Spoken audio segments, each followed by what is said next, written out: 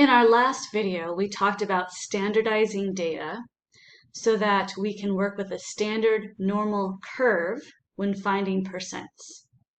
The reason behind this was because finding the area under a normal curve can be tricky, but other people have done all of the work for us and found the area under a normal curve where the mean is 0 and the standard deviation is 1. That just leaves for us transforming our data points into points on the standard normal curve. These points on the standard normal curve are called the z-scores. What we're going to do in this video is look at some points that we had already standardized in our last video and use the standard normal table to look up the percent of data that is to the left of that z-score. You can also use the simulation that's in our book, but the book will not be open to you during a test. So it's good that you have practice with the standard normal table because you will be allowed to use that on the test. If you recall the study from our last video, in 1973, a study was done by the CDC. It found that 12-year-old boys had a mean height of 151.1 centimeters with a standard deviation of 8.18 centimeters. The question we began with was, what percent of boys in 1973 were less than 145 centimeters in height? The first step was to standardize the data. So we are standardizing the value of 145 centimeters based on a mean of 151.1 centimeters and a standard deviation of 8.18. We plugged it into this standardization formula. The z-score is equal to the data value minus the mean over the standard deviation, or z equals x minus mu all over sigma. For this problem, we found the z-score to be negative 0.75, which means it's right about here. And we're going to be finding all of the data to the left. The standard normal table is a way for us to look up z-scores with 2 decimal places and determine the percent of data that is to the left of that z-score. If we look at a standard normal table, you'll see the first column has got the ones place and the first decimal place, so the tenths place for our z-score. And then the column has the last decimal place, or the hundredths place, for our z-score. If we had a z-score of negative 3.92, the negative 3.9 we could find in this column, and then the hundredths place is the 2, so this 0.00004 would be the percent of data that is to the left of negative 3.92. In our particular problem, the z-score was negative 0.75. So in this column, we're going to look for negative 0.7.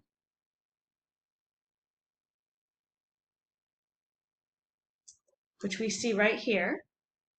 And then each row gives us the hundredths place. So this would be negative 0.70, negative 0.71, negative 0.72, negative 0.73, negative 0.74, and negative 0.75. That's the one we're looking for.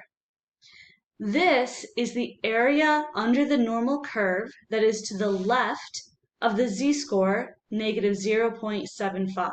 So we can say the area to the left of z equals negative 0.75 is 0.22663. Now remember, the entire area under the curve is 1.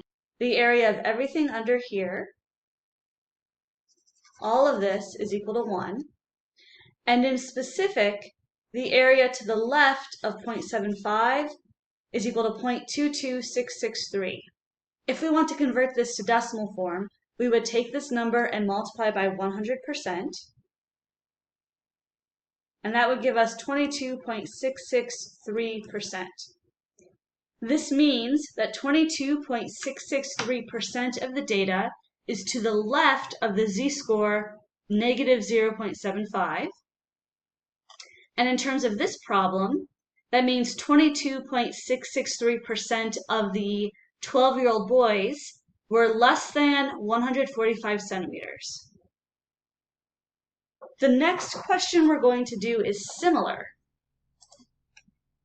This one I asked, what percent of boys in 1973 were more than 168 centimeters tall?